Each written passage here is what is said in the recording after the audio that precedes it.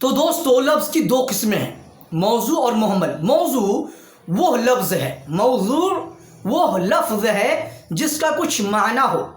मौजू का मतलब, मौजू वो लफ्ज़ जिसका कुछ माना हो, मतलब जो लफ्ज़ हम बोलते हैं ना उसमें से किसी किसी का माना होता है और किसी का माना नहीं होता है। तो जिस लफ्ज़ का माना हो उसको हम बोलते हैं मौजू। जैसे रजुलुन, अरबी में रजुलुन आदमी, उर्दू में बोले तो आदमी।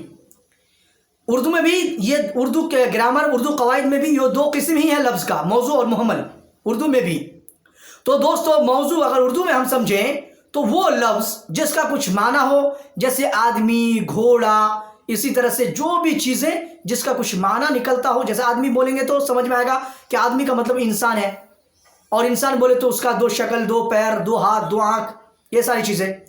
इसी तरह से मुहम्मल जिसका कुछ भी माना ना हो, जैसे अरबी में जसकुन, उसमें अमीनुन नहू में ये वर्ड मिलेगा आपको, जसकुन, जिसका कुछ भी नहीं माना है।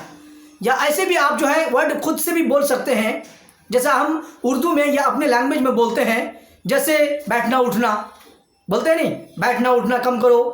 तो बैठना ये तो कुछ ना कुछ माना देता है, कुछ ना कुछ माना इसका निकलता, बैठना। और उठना जो बोलते, बैठना उठना बोलते हैं, बोले तो इसका कुछ भी नहीं माना है।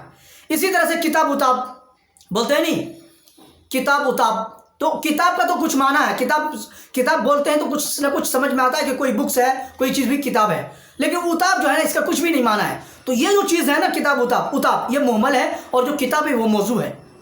इसी तरह से आपको बताते चलें, जैसे हम चलते हैं ना, आपको बता, जैसे हम बोलते हैं अपनी लैंग्वेज में, अपनी भाषा में, अपनी उर्दू लैंग्वेज में बहुत सारी चीज़ें, जैसे मस्जिद उस्जिद, इसी तरह से मदरसा उदरसा, इसी तरह से हम बोलते हैं आदमी उदमी, इसी तरह से बोलते हैं इंसान उनसान।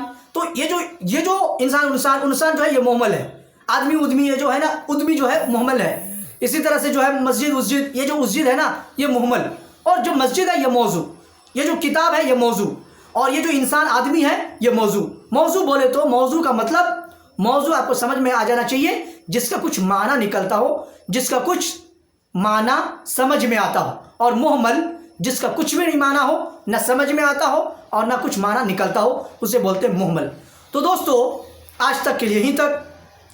अगले वीडियोस में, नेक्स्ट वीडियोस में आपको मैं आगे की चीज़ें बताऊंगा, मौजू की कितनी किस्में हैं, और जो भी चीज़ें आगे एक एक करके आपको इंशाल्लाह बताने की कोशिश करूंगा, सिखाऊंगा, समझाऊंगा। इसके अगर आप सीखना चाहते हैं, समझना चाहते हैं, और अच्छे से आपको जो है रिन्यू, जो लोग सीखे हुए हैं और जो लोग खास करके अमीनुन नहू पढ़े भी हुए हैं, बहुत से लोग पढ़ते भी हैं लेकिन उनको आता कुछ भी नहीं है। तो आप लोग भी अगर पढ़ने लिखने के बाद भी अगर आपको कुछ सस्पेशन है, कुछ समझ में नहीं आता, तो आप जो है कोर्स के हिसाब से आप मेरे चैनल को सब्सक्राइब करें और डेली बाई डेली वीडियोस को देखें।